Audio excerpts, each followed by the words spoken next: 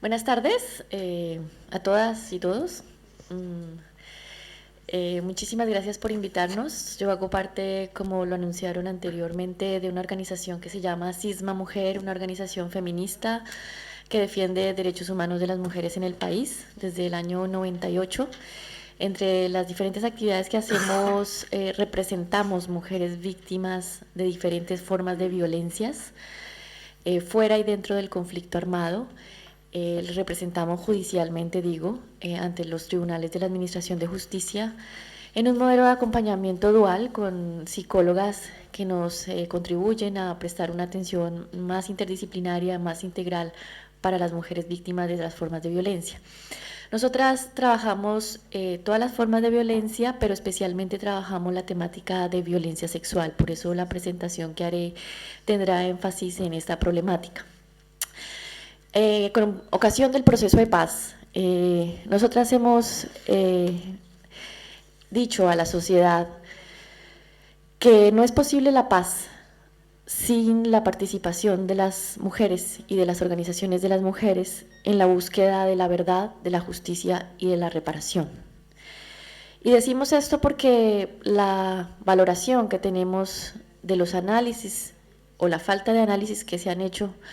en los anteriores procesos de paz e incluso ya en este proceso de paz en curso, nos dan cuenta de una invisibilización, el desconocimiento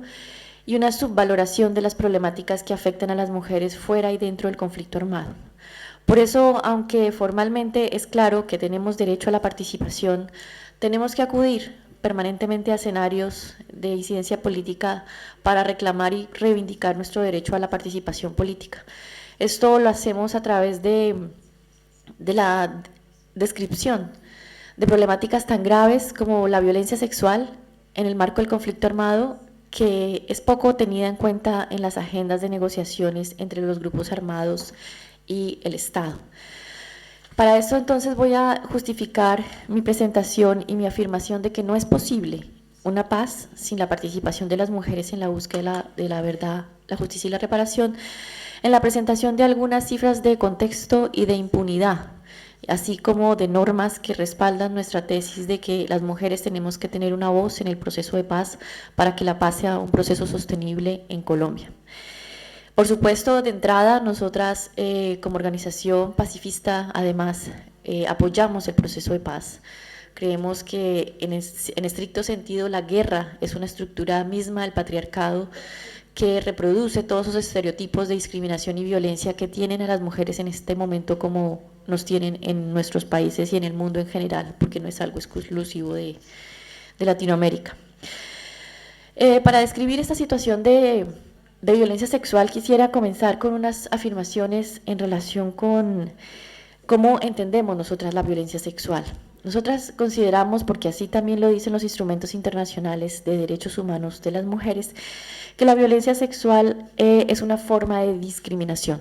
es una vulneración del derecho a la igualdad de las mujeres. No es un ejercicio individual de los agresores que no son conscientes, digamos, de las consecuencias que esto genera en la sociedad,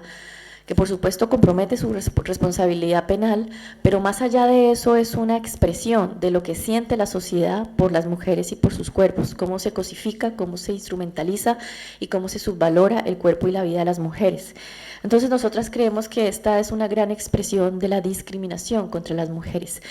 Además, creemos que la violencia sexual ha sido instrumento de guerra, un instrumento de guerra utilizada por todos los actores armados para castigar, en la forma que ellos consideran adecuado, castigar a las mujeres que se salen de los roles y de los patrones que según los actores armados deben cumplir las mujeres en el conflicto.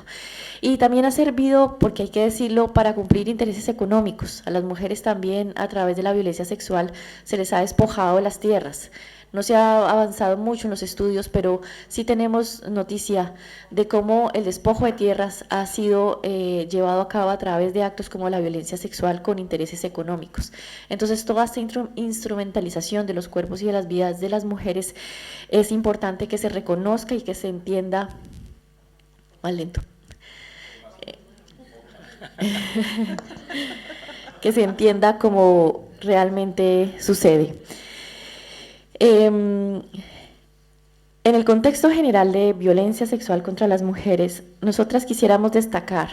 que en Colombia existe una decisión muy importante del 2008, que es el auto 092 de la Corte Constitucional Colombiana, en la cual se eligieron 183 casos de violencia sexual asociadas al conflicto armado y se le enviaron a la Fiscalía General de la Nación, que es la entidad que se encarga de investigar los procesos penales, y se le entregó un mandato para que permitieran y garantizaran un acceso adecuado a la justicia de las mujeres. Luego de 4 años de que la Fiscalía ha recibido estos 183 casos, el día de hoy tenemos solamente 11 sentencias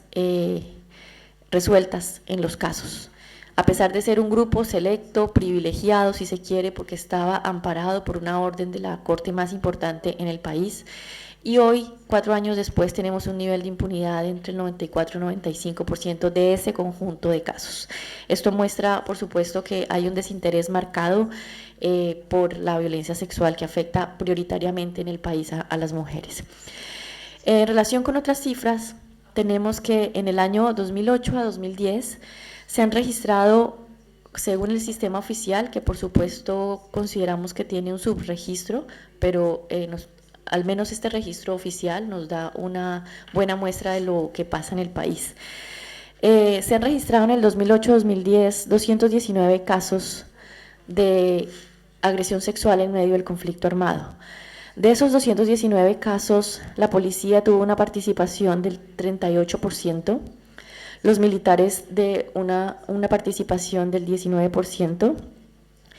las FARC, las guerrillas, tuvieron una participación del 7%, y en general los otros grupos armados tuvieron una participación de 14-13%. Esto demuestra que les estoy dando cifras del 2008-2010, donde se supone que ya se ha avanzado en un proceso de paz, que no consideramos que haya tenido buenos resultados. La violencia sexual persiste en la actualidad, en el marco del conflicto armado, y es muy difícil reivindicar esto ante las autoridades de justicia, porque según las autoridades de justicia ya casi que estuviéramos en un proceso de paz completo en Colombia, y esto no es cierto. Y más cuando llevamos a alegar la responsabilidad del Estado, de las fuerzas públicas, cuando ellos cometen agresiones sexuales, se nos complica muchísimo más la situación porque es muy difícil que reconozcan estas violencias. En el año 2010 y 2011, respectivamente, tenemos otras cifras que nos dan cuenta de 98 casos en el 2010, donde el presunto agresor compromete en un 62% a la fuerza pública, el 14% a la guerrilla y el 22% a lo que nosotras consideramos siguen siendo grupos paramilitares. Estas cifras muestran que en efecto hay mayores responsabilidades, pero independientemente de esas mayores responsabilidades, nos muestra que todos los actores armados son agresores sexuales y que ninguno de esos actores armados puede estar exento de una sanción adecuada por ese tipo de crímenes. Por supuesto, ninguno de ellos, cualquiera sea la tendencia que tengan en su perfil. En materia de las agresiones sexuales cometidas por la guerrilla, por ejemplo, a propósito del proceso de paz en curso, algunas organizaciones de mujeres en el país han documentado en el proceso de justicia y paz, que es un proceso especial en que se han desmovilizado algunos actores armados, han documentado 38 casos muy completos de agresiones sexuales cometidas por guerrilla, en una zona determinada del país, y esto muestra que en efecto ellos son responsables también. Hay diferencias, por supuesto, en las modalidades, que en este momento no voy a poder entrar a explicar, de la forma como se agrede sexualmente de parte de cada grupo armado, pero en todo caso todos son igualmente responsables. En materia de impunidad, nosotras tenemos algunas cifras que también nos dan cuenta de que la participación de las mujeres y la visibilización de la problemática que nos afecta ha estado ausente en estos procesos de paz recientes. En el marco de justicia y paz, nosotras hemos tenido noticia de que más o menos los paramilitares, que son un grupo que se empezó a desmovilizar después de la ley del 2005, la ley 975, y que consideramos aún no se han desmovilizado totalmente, han confesado cerca de más de 38.000 hechos delictivos. Ellos tenían el compromiso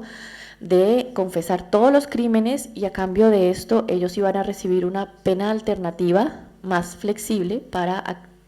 poderse someter a la paz. De una parte no es cierto que se hayan desmovilizado totalmente y de otra parte aquellos que sí se desmovilizaron y que se sometieron a un proceso de paz han confesado esta cifra de cerca de 38.000 violaciones de derechos humanos. De esas 38.000 violaciones de derechos humanos,